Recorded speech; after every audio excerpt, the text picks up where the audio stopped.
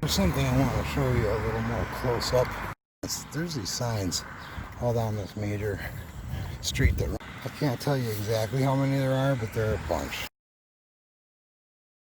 They're signs that were put there most likely by the BLM to show the names of all the people that they say have been killed by police unjustly.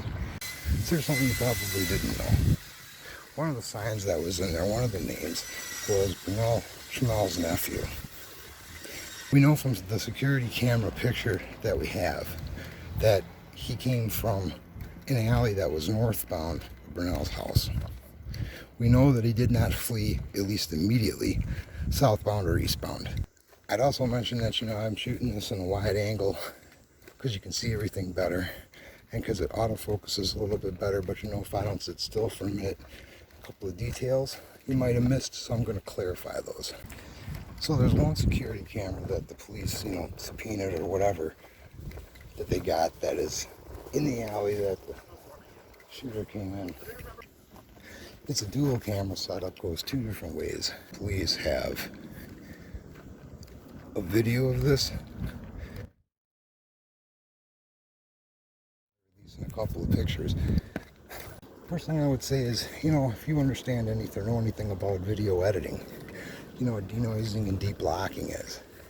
So out of the entire video that they had, they found that the best picture to denoise, deblock, and enlarge were the 3 that they released. I'm going to do this a little slower so you can actually see it. Can't zoom. One going one way, one going the other way. This fence right here is where the bike was put. Okay. This is from neighbor accounts. These cameras, that's obvious from the police release. Knowing he walked along this house, that's obvious from the camera pictures, though it does look to me like this is the first picture, walking this way, putting it away. This is the second picture, walking this way, tucking it. Now, what my buddy was talking about the other day when we were here is that, okay, from where we are, Bernell's place is behind me towards the south. I'm facing north, and this alley goes 2 ways. There's a north alley and a west alley. He was saying maybe do ditch his clothes or put them in his book bag. Well, that's a good idea because it was extremely hot and humid.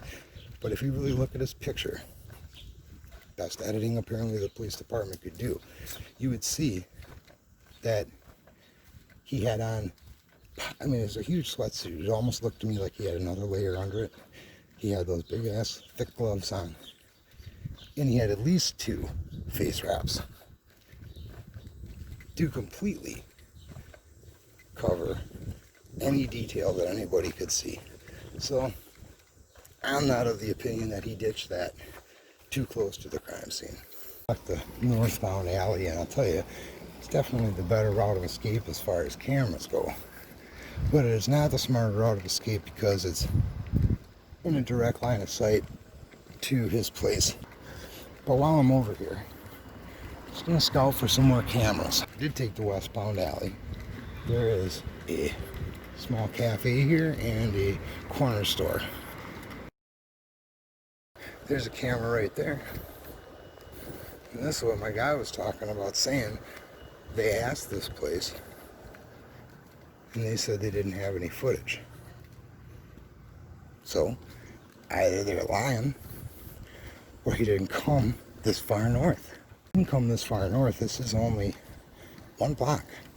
Take it back to that cafe across the street that said they don't have a camera due. Right above the glass. I can see it. So there's 2 cameras, one on each side of the street if you went northbound after going west in the alley.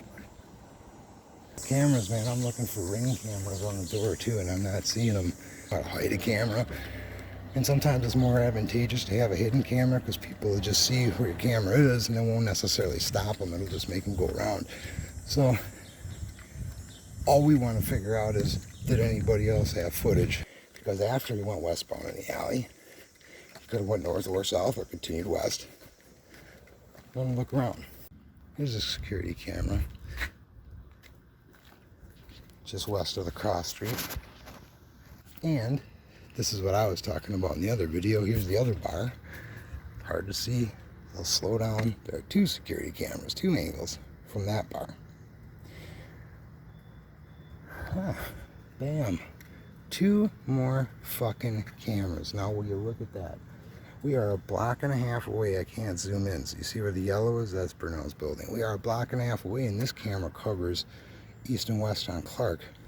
These 2 cameras cover north and south on Fratney, including 2 where the alley or walking through yards or biking through yards would have been had he continued westbound. That doesn't mean he didn't come this way, but these people's cameras could show you a path. I have no idea how thoroughly homicide's investigating. What I'm trying to do is think, if I was the detective, besides knocking on doors and asking people, well, what would I do if I really wanted to catch this guy? I'm seeing lots of houses where you could ask for footage. There's an alley camera, although it looks like it's focused mostly on the cars. Still get a piece of the alley. There's another camera, again focused on the cars, but could still get a piece of the alley. Here we are continuing eastbound in the alley, right to the spot where he put his bike. Okay, so it goes straight through. The second half of that alley has a bunch of cameras.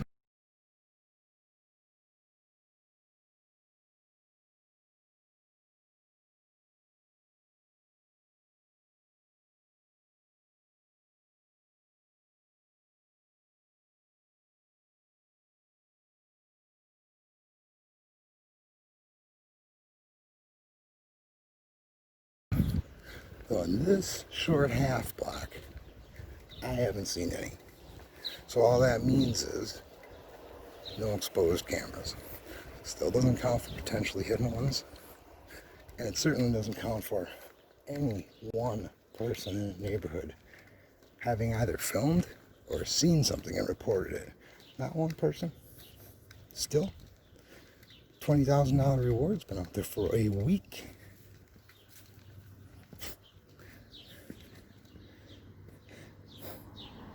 So let's reconstruct this one more time, then I won't have to walk back in front of Bernell's place and catch any more attention. But one thing I wanted to go back to is I said there was the say their name line of names, right? Well, Bernell's nephew was killed by cops, and I'll tell you, I've seen a lot of those videos, and I can make arguments about why it might not be exactly what it looks like from the short video clips that we usually see. But dude, his nephew's murder was fucking egregious. It was bad. And the BLM was here, had his memorial very briefly, but they didn't come to show support. Not exactly sure why they came, but I do know that they were asked, are you going to throw Bernell's name in your sign, or are you going to say anything about him in your march? And the response was an emphatic fuck no.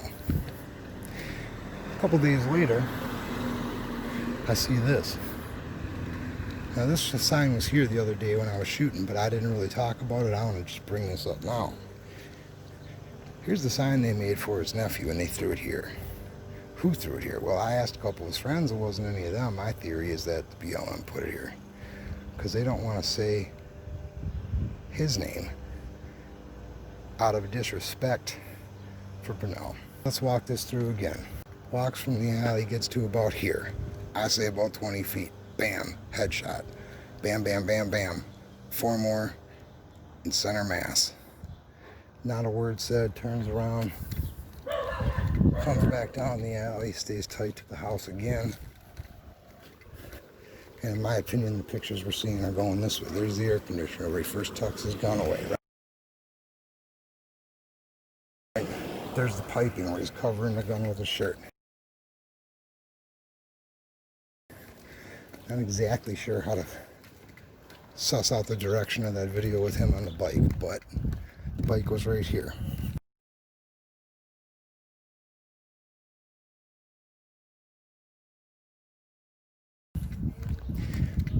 Then from there goes westbound, because we saw didn't go south or north. It didn't go south or east, because I would have been right in front of the crime scene. We only came this way, going north in this alley.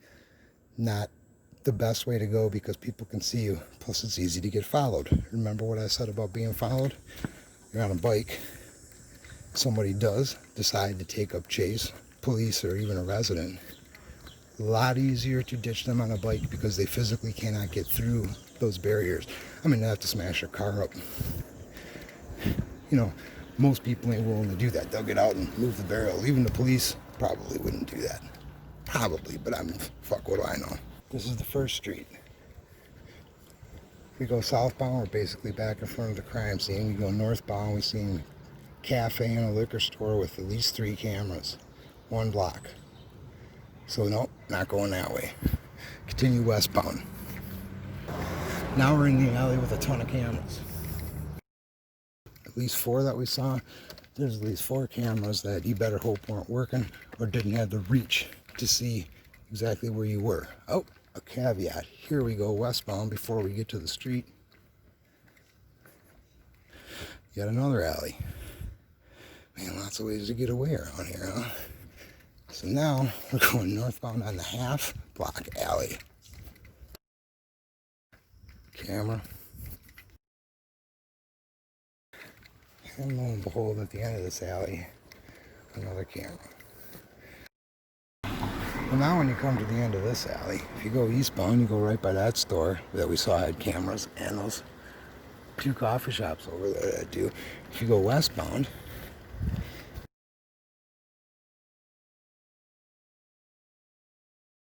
they did not have one, but they do have, not only do they have a lot of outdoor stuff at that place, but they got a little patio up top where people are sitting.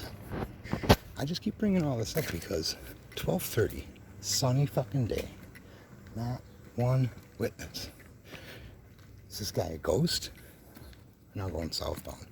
Is this guy a ghost? Did he just fucking run away and maybe thanks to all the clothes he was wearing just evaporate? Westbound alley, we'll walk down that and then that's going to be it for now. One thing I will tell you though is that there were a couple people on the scene when it happened. This is not media news. This is how I know about the shots. This is how I know about them trying to resuscitate him. This is also how I know about certain people were standing there at the crime scene trying to whisper, spread rumors almost, that the police had assassinated Bernell. That's the most ludicrous fucking thing that I've heard. Okay, this is the end of the... we're heading south. This is the end of this alley, but now we're back to the original westbound alley. Back to the spot. Some of the stuff I know because there were people on scene that told me this wasn't released by the police. The fact that there were people around at the time this happened, as the crowd formed, that were actually saying how the police did this. I wasn't there, I didn't hear it, but this is what people told me.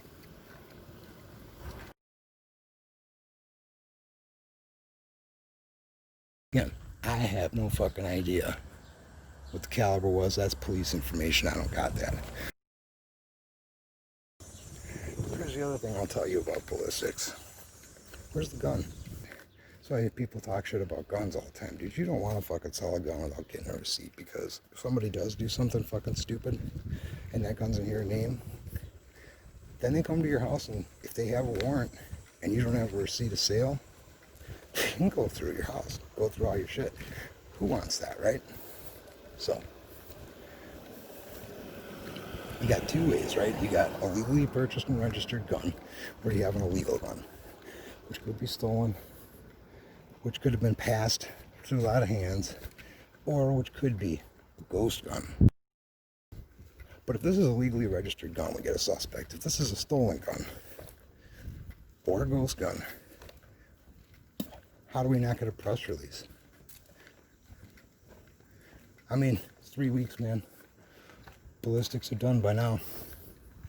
Why haven't we heard anything about the gun? The only other option is that this gun was so old, purchased in, say, 1950, never registered with the same owner the whole time, because that's the only way you get a gun that doesn't have ballistics, unless it's a ghost gun.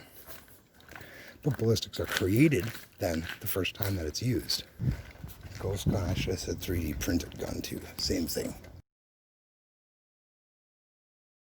Wouldn't have ballistics until the first time that it's used. Either way though, that hasn't shown up. And you know, I already know that Antifa's dangerous. Obnoxious, for sure. Dangerous, I think we've seen it. Would they kill? No. You know, it's not the kind of organization where you got to pass a test to get in. You just say that you're in and you're kind of in, as long as you do the kind of stuff that they do. Sure, I'm sure they got some levels of hierarchy as people go to protest more consistently and people commit crimes with each other and see this is a trusted person, so I'm sure that happens. For the most part, it's not like you got to pass a test. I withheld judgment on the BLM though, but we seen just the other day, man, they went to, you know, because we hear all the time, well, that might have been Antifa or anarchists, but it wasn't the BLM that did that at that protest. But we saw just the other day, man, they went to a cop's house here after protesting for weeks. Couldn't get them fired, so they went to a cop's house here. Then after saying fucking no, you can mention his name, we got his sign stuffed in his flower box. And he was a man of God. He did talk about Trump, but he talked about religion a lot. He talked about his faith a lot. He talked about a lot of topics. Oh, look at this. Look at this camera. Oh, I can see that one. Oh, you get a... I'm standing looking through a car. That camera is angled enough, you get a view of the fucking alley. I wonder how many of these other cameras, man, police tried to get. I guess they would need a subpoena if the people don't cooperate. I wonder how many warrant/subpoenas they got. After seeing all the cameras in the area, after knowing the time of day, how bright it was, the fact that this neighborhood is not necessarily known for shooting. If shooting comes here, it is admittedly usually west of Holden in the hood. There's another camera up there. You can't piece together where this guy went. Either he did not go very far at all, or he's a ghost, or it wasn't one person acting alone. He had some kind of help. Certainly has help in the capacity that no one in the neighborhood will say anything.